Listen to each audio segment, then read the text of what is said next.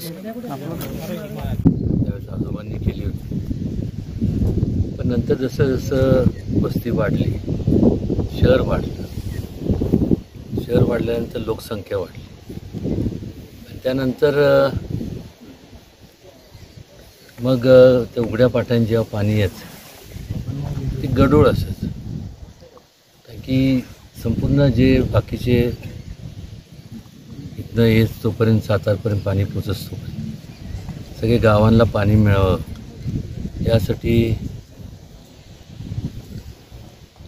आम्ही एक योजना आखली त्यावेळेस की त्यावेळेस मग सगळ्यांना प्रत्येक गावाला जे ह्या डोंगराच्या पायथ्याशी आहे त्यांना पाण्याचा कुठल्याही प्रकारचा सोर्स नाही, त्यांना एक ह्या टॅप देण्यात यावं. आणि तिथून सुरुवात झाली. एक संकल्प म्हणजे मला मनात वाटलं की कासची उंची जर वाढवली ना पुढची लोकसंख्या पाहता कसं होणार. मग तोपर्यंत बरेच युनेस्को, वर्ल्ड हेरिटेज, फॉरेस्ट सगळे मग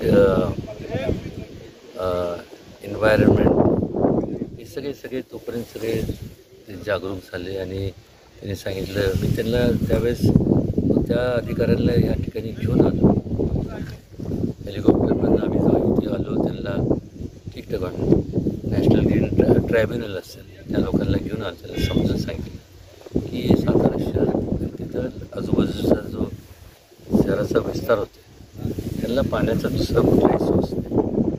या ठिकाणून जर बंधारा वाढवला नाही तर भविष्य काळात त्यांची पाण्याची मोठ्या प्रमाणावर पंचायत होईल आणि त्याच्यामुळं तिथून दुसरा पाण्याचा काय सोर्स येईल. आणि मग साधक बाधक चर्चा झाली आणि त्यांनी मग ते मान्य केलं.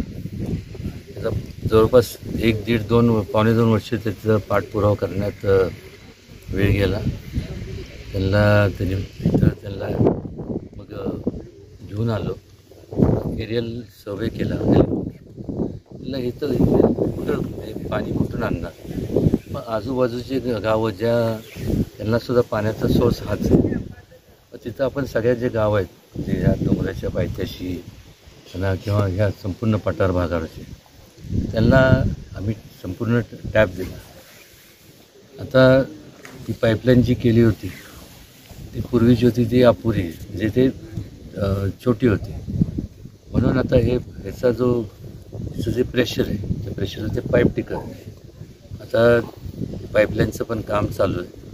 त्याच्यावरती मग आपण तिथं सातारचे जेवढे काही स्ट्रीट लाईट्स आहेत त्याचं एक विचार आला की आपण तिथं टर्बाईन का पॉवर हाऊसचे तर पहिलं टर्बाईन हाऊस तिथे एक आपण कुठेतरी टर्बाईन हे करू जेणेकरून जे काय संपूर्ण साताराचे स्ट्रीट लाईट्स आहेत त्याच्यामुळं संपूर्ण सातारचं जे नगरपालिकेला बिल द्यायला लागतं. जे टर्बाईन असं तो प्रोजेक्ट करून त्याची मान्यता घेतली. त्याला जवळपास नाही म्हटलं तरी 1.5-2 वर्ष झाले. मग कामाला सुरुवात झाली आणि आज या ठिकाणी आल्यानंतर एवढं बरं वाटतं. कारण पुढची वाढती लोकसंख्या पाहता आणि आजूबाजूचा जो परिसर आहे म्हणजे उपनगर जे सातारा नगरपालिकेत त्यांचा समावेश झाला हे सगळं पाहता या पाणी जर नसलं तर त्यांची मोठ्या प्रमाणात आपदा झाली असते. आणि म्हणून हे धरणाला सुरुवात केली. त्यात आपण हायड्रो इलेक्ट्रिक प्रोजेक्ट घेतला आहे संपूर्ण. आणि बरं वाटतं म्हणजे कुठेतरी माझ्या हातून किंवा माझ्याबरोबर असणारे जेवढे काय मित्रमंडळी आहेत त्या सगळ्यांचं नगरसेवक असतील नगरसेविका असतील संपूर्ण जेवढं माझं योगदान आहे तेवढं ह्यांचं पण सगळ्यांचं लोकांचं योगदान आहे. लोकांकरता हा अत्यंत